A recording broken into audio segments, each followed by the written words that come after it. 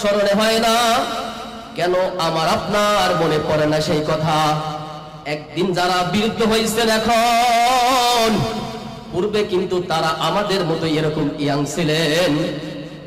আজকের যারা বাচ্চা হয়, আজকের আমি এরকম যুবক, আমি যদি পূর্ণ হায়াত পেয়ে যাই 60-70 বছর, একদিন আমারও আপনার মতো দাড়ি পেকে যাবে, চুল পেকে যাবে, বয়স কিন্তু ঘুরে যাবে। আরে যাওয়ার সময় কিন্তু ঘুরে আসতেছে, যাওয়ার কিন্তু সিরিয়াল নাই। আসার সিরিয়াল আছে, যাওয়ার সিরিয়াল নাই। একদিন আমার বড় ভাই আসছে, এরপরে আমার মেজো ভাই, এরপরে ছোট ভাই, এরকম সিরিয়াল মতো আসে রে। দুনিয়া এরকমই হয়, আগে বড় আসে, তারপরে আস্তে আস্তে ক্রমে ক্রমে আসে। কিন্তু যাওয়ার সময় দেখা যায় বড় ভাই থাইকা গেছে, বড় ভাইয়ের কান্দে ছোট ভাইয়ের লাশ কবরস্থানে যায়। এরকম হয় কি হয় না? আরে দাদার কান্দে নাতির লাশ, আবার বাবার কান্দে সন্তানের লাশ। এরকম আমাদেরই হয়, এটাই বাস্তবতা, এটাই তো সত্য। আসার সিরিয়াল আছে রে, যাওয়ার কিন্তু সিরিয়াল নাই। আরে নিজের জন্য কিছুই খবর নাই, অথচ সন্তানের জন্য কত কিছু করে দিলাম, বাড়ি করে দিলাম, চাকরির ব্যবস্থা করে দিলাম, সবাই দুনিয়ায় সেটেল করে দিলাম, কিন্তু আমার সামনে একটা কবরের জিন্দেগি।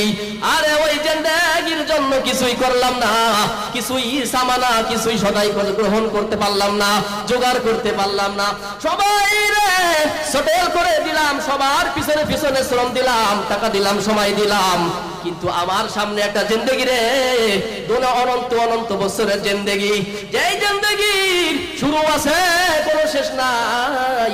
এরকম ওয়াজ অনেক বক্তারাই করে গেছে, কিন্তু আমার আপনার দিলের ভিতরে দুনিয়ায় এমন ভাবে বাসা বাঁধছি, যার কারণে আখিরাতের কথা আমার আপনার দিলের ভিতরে বসে না। চোখের সামনে কত মানুষ চলে যায় রে, কত মানুষের জানাজা পড়লাম, ঠিক কিনা? কিছুদিন আগেও এক ভাইয়ের জানাজা পড়লাম। আরে একদিন কেমন জানো হঠাৎ করে একদিন আমার জীবনটা শেষ হয়ে যাবে, যাদের জানাজা পড়াইলাম, আর একদিন আমার জানাজা মানুষে পড়াইব, এই কথা আমরা কেউই কিন্তু চিন্তা করে দেখি না। সবারে সেটেল করে দিলাম, কিন্তু নিজেই কিন্তু সেটেল হইতে পারলাম না। বয়স কমে না বাড়ে, বয়স কমতেছে, আমাদের হায়াত ফুরিয়ে আসতেছে, কিয়ামত সামনে চলে আসতেছে, কিন্তু কবরের জিন্দেগি সামনে। ওখানে আমার কি লাগবে রে? ঈমান লাগবে, আমল লাগবে, আল্লাহর পরিচয় হবে, রাসূলের পরিচয় হবে, আরে ইসলামের পরিচয় হবে। আরে আমরা সেই ইসলাম সম্পর্কে আছি অজ্ঞ হয়ে গেছি, দুনিয়ার সম্পর্কে কত কিছু জানি, আরে কিন্তু ইসলাম সম্পর্কে কিছুই আমরা জানি না। এক নম্বরে আজ আমি আপনি, কালকে আমি থাকবো না, আপনারা কেউ থাকবেন না, কিন্তু যাওয়ার সময় আমাদের কিছু নিচে যাইতে হবে। এই সম্পর্কে আমি আলোচনা করব, সংক্ষিপ্ত সময় আলোচনা করব। আল্লাহর নৈকট্যশীল বান্দা হওয়ার আমল। এক নম্বরে আল্লাহর নৈকট্যশীল বান্দা হওয়ার আমল, আল্লাহর প্রিয় বান্দা হওয়ার আমল। এক নম্বরে কি জানেন কি? এক নম্বর আমল হলো আল্লাহর উপরে ঈমান আনতে হবে, আল্লাহর উপরে ঈমান আনতে হবে। ঈমানদার যারা আমার আল্লাহর কাছে প্রিয় বান্দা হলো তারা। আমার আল্লাহ কুরআনুল কারীমের ভিতরে বলেন, কদ আফলাহাল মুমিনুন,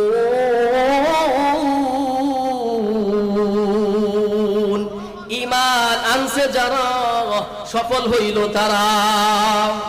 মুখে মুখে বললে ইমানদার হওয়া যায় না, আরে মুখে মুখে বললেই মুসলমান হওয়া যায় না। মুসলমান হলো ইমানদার, পরিচয় হয় তিনটি জিনিসের নাম বলে ঈমান, তিনটি জিনিসের নাম ঈমান। মুখে মুখে বললেই হবে না, তারাই তো সফল, তারাই তো সফল কাম হয়ে গেছে। ফামান যুহজিহা আনিন নারি ওয়া উদখিলাল জান্নাতা ফাকাদ ফাজ, যাদেরকে আল্লাহ রাব্বুল আলামিন জান্নাতি ঘোষণা দিয়ে দিবে তারাই হলো সফল। এইজন্য আমাদের ঈমান আনতে হবে। তিনটে জিনিসের নাম হলো ঈমান। এক নম্বরে আল ইকরার বিল লিসান, তাসদীক বিল জিনান, ওয়া আমালুন বিল আরকান। এক নম্বরে আল ইকরার বিল লিসান, মুখ দিয়ে স্বীকার করা আমার আল্লাহ এক, আমার রাসূল শ্রেষ্ঠ রাসূল, আমার রাসূল মুহাম্মদ আরবি শেষ নবী, এরপরে আর কোন নবী আসবে না। আমরা বিশ্ব নবী রাহমাতুল লিল আলামিনের উম্মত, এটা মনে প্রাণে বিশ্বাস করা। আমার নবীর পূর্বে যত পয়গম্বর আসছে তাদের উপরও ঈমান আনা। আরে এরকম ভাবে ঈমান আনতে হবে, শুধু মুখে মুখে বলতে হবে। তাসদীক বিল জিনান, অন্তর দিয়া বিশ্বাস করা, হ্যাঁ আমার আল্লাহ এক, আল্লাহ থেকে সবকিছু হয়, মাখলুক থেকে কিছুই হয় না, ঠিক কিনা? এটাকে অন্তরে বিশ্বাস করা। ওয়া আমালুন বিল আরকান, ঈমানের রুকনগুলা আমার আল্লাহ যেটাকে আদেশ করেছেন পালন করার জন্য, যেটাকে নিষেধ করেছেন বর্জন করার জন্য, ওইটাকে বর্জন করা। আরে বাস্তবিক জীবনে ওইটাকে আমল করে প্রতিফলন করা। এক নম্বরে বন্ধু ঈমান আনতে হবে তিনটা, মুখে মুখে বলতে হবে হ্যাঁ আমার আল্লাহ, অন্তরে বিশ্বাস করতে হবে। তিন নম্বরে আমলে বাস্তবায়ন করতে হবে। অনেক মানুষ আছে নামাজ পড়ি না, তা কি হইছে রে, আমার ঈমান ঠিক আছে। এটা হলো ঈমানের নামে টাটকা মুনাফিক শয়তান। মুসলমান হওয়ার পর আব্দুল জব্বার, আব্দুল বারেক, মালিক, খালেক, কুদ্দুস, রহমান, রহিম এরকম নাম লাগাইয়া, আরে অনেক হাজি আছে রে হজ লকব লাগাইয়া, আলহাজ লাগাইয়া সমাজের ভিতরে সুদের প্রচারণ করে, সুদের কারবার করে, মাসে সুদের কারবার করে, কিন্তু নাম কিন্তু আল্লাহর নামে রাখছে। আব্দুল জব্বার আল্লাহর নাম, আব্দুল মালিক আল্লাহর নাম। এরকম নাম থাকা সত্ত্বেও তারা তাদের নিজেদের ব্যাপারে অজ্ঞ, জানে না রে আমি একজন মুসলমান, আমার কি করা উচিত। তারা বলে আমরা মুসলমান, কিন্তু এরা মুখে মুখে মুসলমান, কিন্তু বাস্তবিক ভাবে এরা হলো ঈমানের নামে টাটকা মুনাফিক শয়তান, ঠিক না? এরা মুনাফিক হইতে পারে, এরা মুসলমান হইতে পারে না। মুখে মুখে ইমানদার, মুখে মুখে মুসলমান। এক নম্বর গেল, ঈমান আনতে হবে। ইমানদার যারা সফল কাম তারা। দুই নম্বর আলোচনা চলে গেলাম। দুই নম্বর প্রিয় আল্লাহর প্রিয় বান্দা যারা সিজদাকারী বান্দা হয় তারা। সাজদা দিতে হবে কাকে? সিজদা দিতে হবে কাকে? আল্লাহকে। কোন গাছ, কোন বাবা, অন্য কোন দরবারে কোন সিজদা দেওয়া যাবে? যাবে না। অন্য কাউকে সিজদা দেওয়া যাবে না। আমার নবী বলছেন, শোনো শোনো, যদি আল্লাহ ছাড়া দ্বিতীয় কাউকে সাজদা করার আদেশ থাকতো, আমি কিছু মহিলারে বলতাম, আমি মহিলাদেরকে বলে দিতাম তারা যেন তাদের স্বামীর পায়ে সাজদা করে, ঠিক না? আদেশ নাই, আদেশ নাই, একমাত্র আল্লাহকে সাজদা করতে হবে। ভিন্ন কোন কাছে, কোন বাবার দরবারে, কোন সিঁড়িতে, কোন মাজারে ফাজারে, এদিকে সেদিকে, বাজারে ঘাটে পথে, আরে তালা বাবা, শালা বাবা, কদু বাবা, বদনা বাবা, সাহা বাবা, শিকল বাবা, এইসব বাবা টাবায় কাম হবে না রে। এক নম্বর আল্লাহর পরিমাণ আনতে হবে। দুই নম্বর ওই আল্লাহকে সাজদা করতে হবে।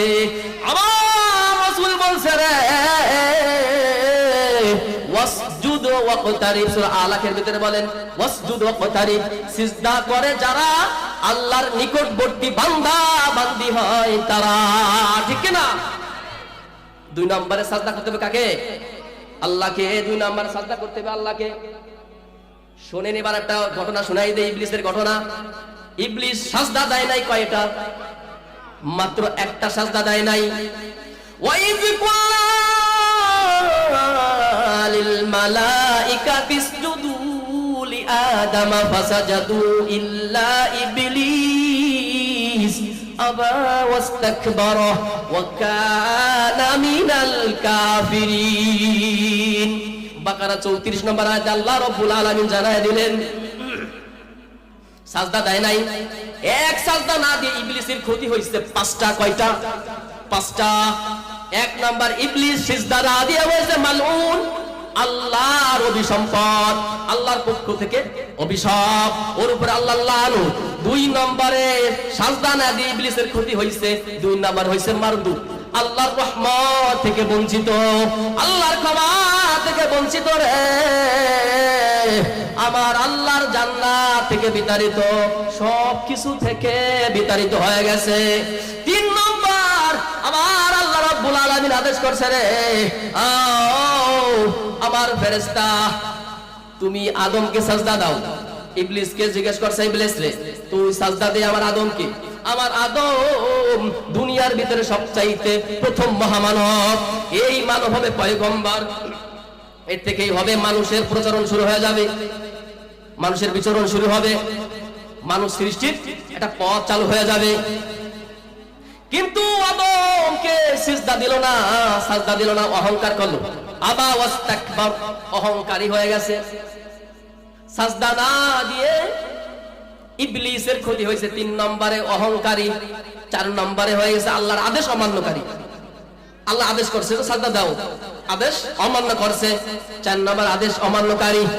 ওয়া কানা মিনাল কাফিরিন, 5 নম্বর ক্ষতি হয়ে গেছে।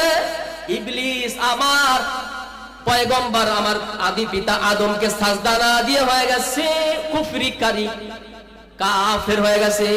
এই ক্ষতি হয়েছে 5টা, এক সাজদা না দেওয়ার কারণে ক্ষতি হয়েছে বাড়া 5টা।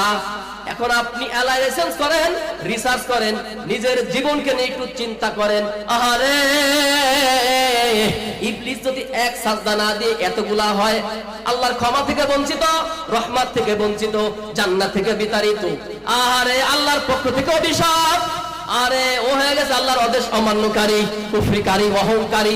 অহংকারী যারা ধ্বংস, বান্দা বান্দি হলো তারা। একমাত্র অহংকার করবে কে? আমার আল্লাহ রাব্বুল আলামিন।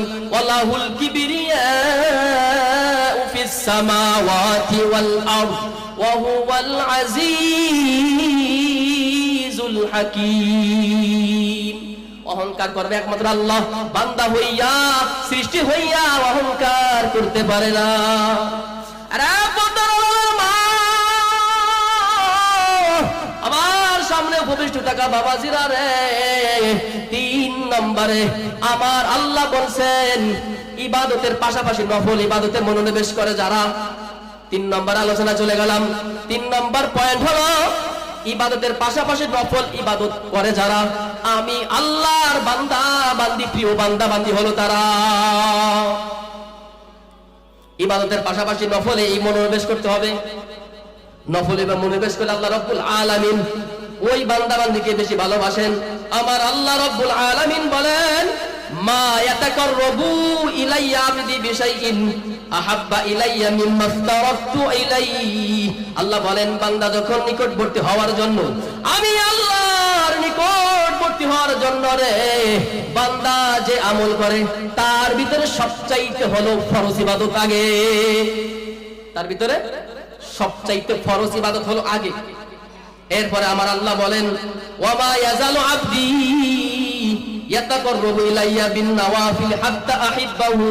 বান্দা যখন ফরজ ইবাদতের পরে নফল ইবাদতে মনোনিবেশ করে, তখন আমি আমার বান্দাকে বড্ড ভালোবাসি। ঠিক না? যে কোনো কাজেই হোক, যে কোনো রাস্তায় হোক না কেন, আপনি যদি এক্সট্রা বেশি কাম করে দেন, এক্সট্রা বেশি সময় দিয়ে দেন, আপনার মনিব খুশি হইয়া আপনাকে বেশি টাকা দিবে। ঠিক কিনা? মনিব খুশি হয়ে যাবে, আপনার বস খুশি হয়ে যাবে, দোকানের মালিক খুশি হয়ে যাবে, আমার মনিব বড্ড খুশি হয়ে যাবে।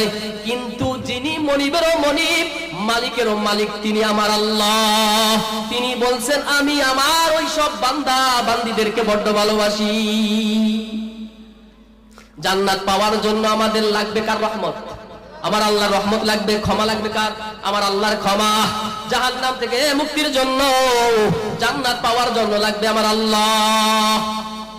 আল্লাহ ছাড়া কোনো কিছুই আমাদের, কোনো কিছুতে আমাদের বাঁচাইতে পারবে না, কোনো কিছু থেকে আমাদের উদ্ধার করতে পারবে না। 3 নম্বর হলো ফরজ ইবাদতের পাশাপাশি নফল ইবাদতে মনোনিবেশ করা। নফল ইবাদতের ভিতরে অনেক কিছু হইতে পারে, জিকির হইতে পারে, কুরআন তেলাওয়াত হইতে পারে, ঠিক কি না? মসজিদে যাইয়া 2 রাকাত নামাজ করে এরকম আদায় করা, 2 রাকাত করে এরকম নামাজ পড়তে থাকা, প্রতি ওয়াক্তে 2 রাকাত করে নামাজ পড়া, কুরআন তেলাওয়াত করা, সুবহানাল্লাহ, আলহামদুলিল্লাহ, এরকম জিকির করা, তাসবিহ পড়া, এটা হলো নফল ইবাদত।